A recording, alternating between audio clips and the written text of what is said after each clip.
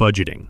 Budgeting maps your money before it disappears. A budget says, this is my net income, these are my needs, these are my wants, and this is what I keep. We start with budgeting because every money plan dies in the same place. Cash flow. If you do not know what comes in, what goes out, and what is left, investing is just gambling with nicer vocabulary. A simple starter rule is 50, 30, 20. 50% for needs like rent, food, transport, and utilities.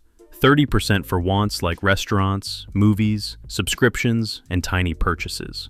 20% goes to savings, debt repayment, or investing. The common mistake is budgeting from your full salary instead of your take-home pay. If your salary says $3,000 but only $2,400 lands in your bank account after tax and deductions, then $2,400 is your real budget. The government already took its slice. A budget does not restrict your money, it exposes your money. Saving. Saving is the boring bodyguard of your financial life. It does not flex, it does not go viral, it just stands there when life throws a bill at your face.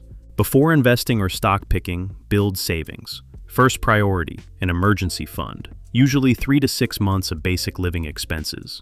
Not luxury expenses, basic survival.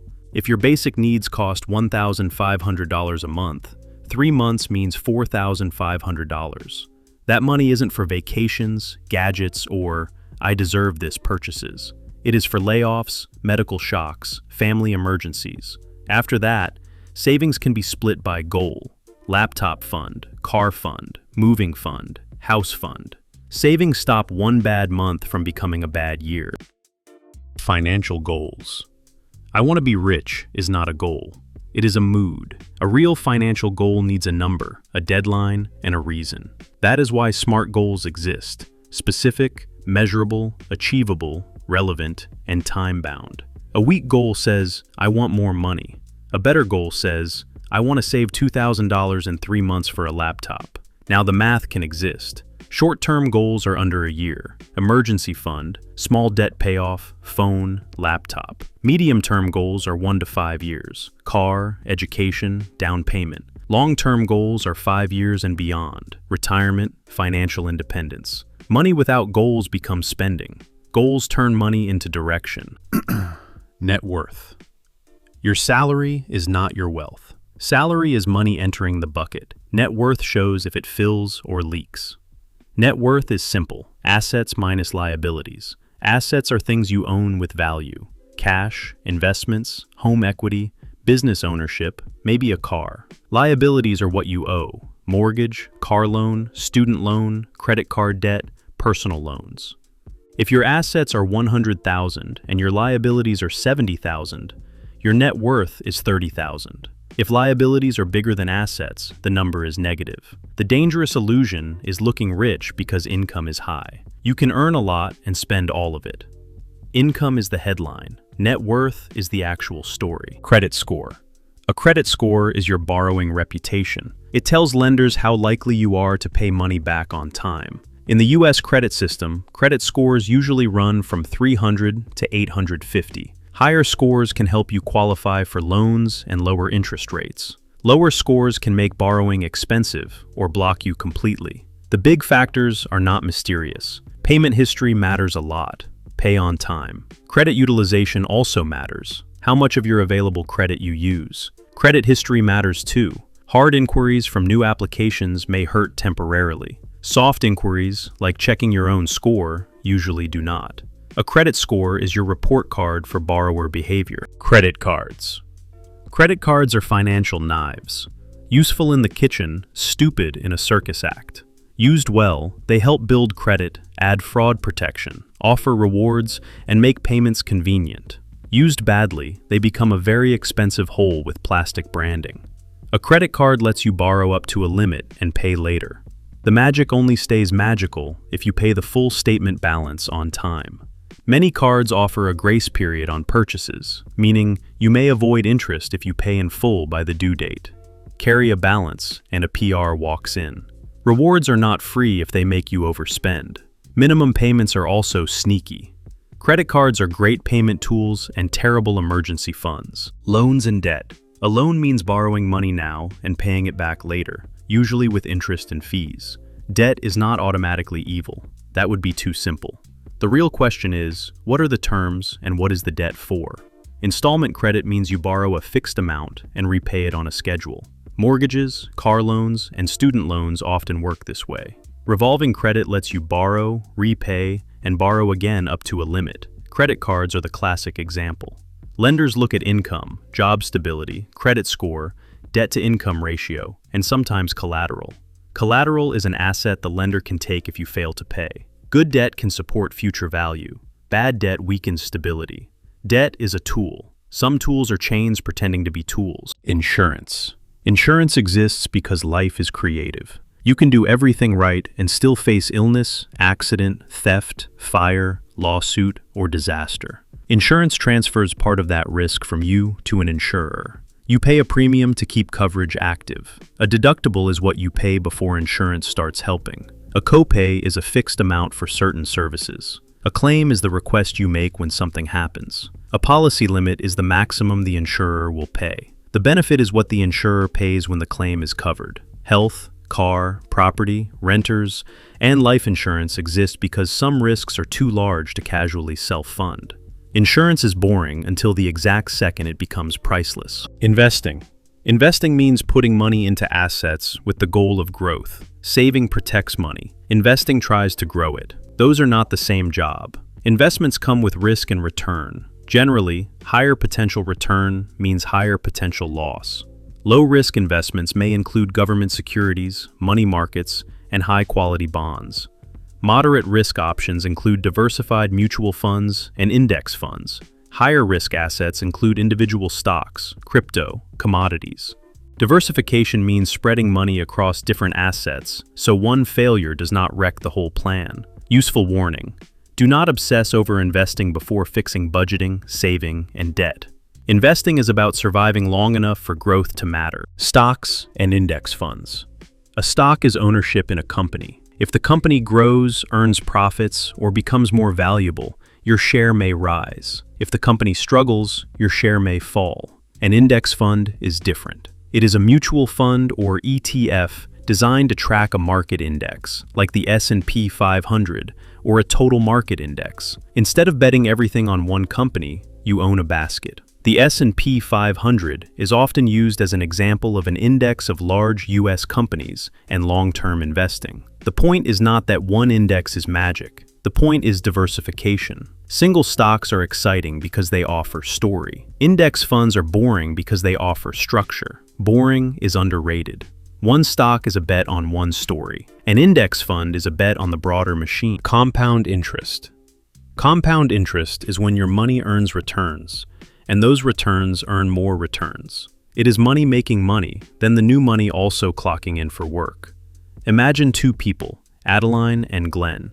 Adeline starts earlier with smaller contributions. Glenn starts later with larger contributions. Adeline still ends up ahead because the money had more time to compound. Time can beat amount. At first, compounding looks unimpressive. A few dollars here, a few returns there, nothing dramatic. Then, over years and decades, the curve starts bending upward. Humans want fireworks, but compounding is a tree. Plant it, water it, stop digging it up.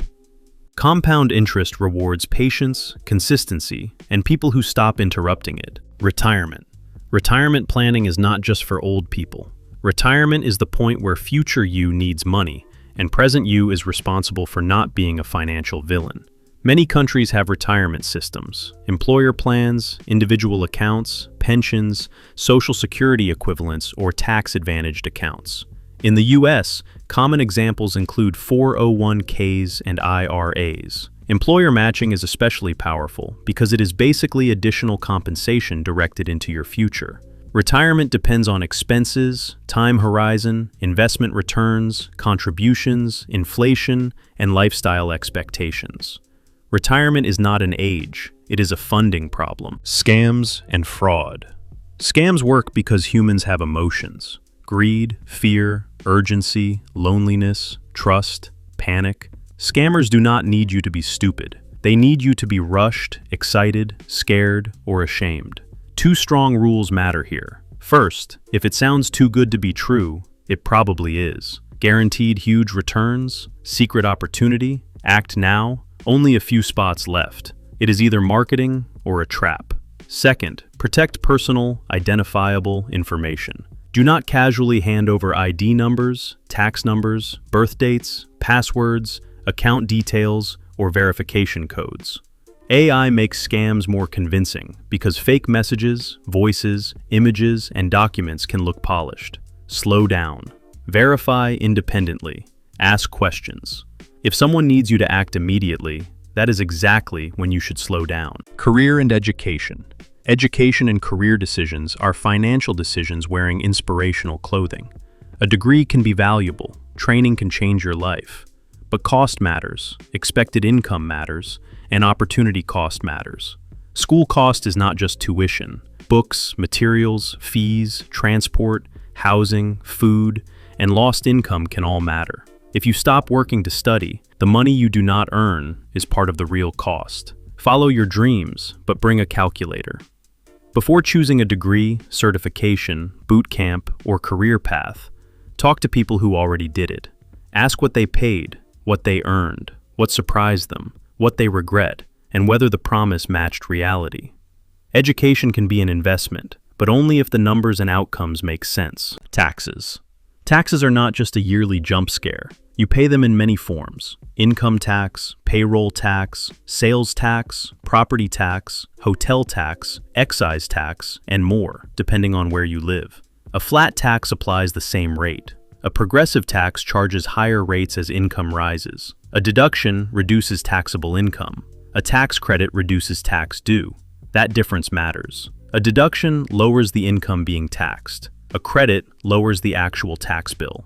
For employees, taxes may be withheld automatically from paychecks. Contractors, freelancers, property owners, and business owners usually deal with more complexity. That is where records matter. Taxes are part of every real financial plan. Banking. Banks are not vaults. They are businesses. You deposit money. They may pay you a little interest. Then they lend money to others at higher interest and keep the spread. Different institutions serve different needs. Large banks offer broad services and convenience. Regional banks may offer local focus. Credit unions are member-based. Online banks may offer higher rates or lower fees because they do not maintain traditional branches, but you still need to check access, safety, and insurance rules. Account types matter. Checking accounts are for frequent transactions. Savings accounts are for storing money safely. Money market accounts may offer higher rates with more rules. Certificates of deposit lock money for a period in exchange for interest, but early withdrawal can bring penalties. Your bank account should match the job your money is doing. Inflation. Inflation means prices rise over time, so the same money buys less. The Consumer Price Index, or CPI, is commonly used to measure average price changes for a basket of consumer goods and services. It tracks how much more expensive normal life is becoming. Inflation is why cash under the mattress is not safety. It may still be there later, but its purchasing power may have shrunk. If inflation is 3% and your savings earn 1%, you did not really gain. In real terms, you lost purchasing power. This is the difference between nominal return and real return. Nominal is the number you see. Real return adjusts for inflation. Inflation is the invisible leak in idle money. Car buying. Car buying is where many people meet the monthly payment trap. The payment looks manageable, so they stop asking better questions. What is the total price? What is the interest rate? What are the fees? What is insurance? Maintenance? Fuel? Depreciation? How long is the loan? A car is transportation first. If you want status, fine, but do not pretend status is a financial strategy. Leasing can be convenient, but financially, it often means you pay for use without building ownership, and restrictions can apply. Financing can make sense, but only if the total cost fits your budget and the terms are reasonable. Do not ask, "Can I afford the payment?" Ask, "Can I afford the car?" Rent versus buy. Housing. Buying a home is not automatically smarter than renting. A home can be meaningful, stable, emotional, and useful. It is also expensive, illiquid, and allergic to being ignored. A proper housing comparison looks beyond the mortgage. Buying can include down payment, loan interest, property tax, maintenance, insurance, closing costs, and repairs. Renting has rent, but it may preserve cash that could be invested elsewhere. That is opportunity cost. The mortgage payment is not the full cost of ownership. Houses have roofs, pipes, taxes, leaks, and an incredible ability to become expensive at the worst possible time. Buy if the full math and lifestyle fit. Rent if renting gives you flexibility and better numbers.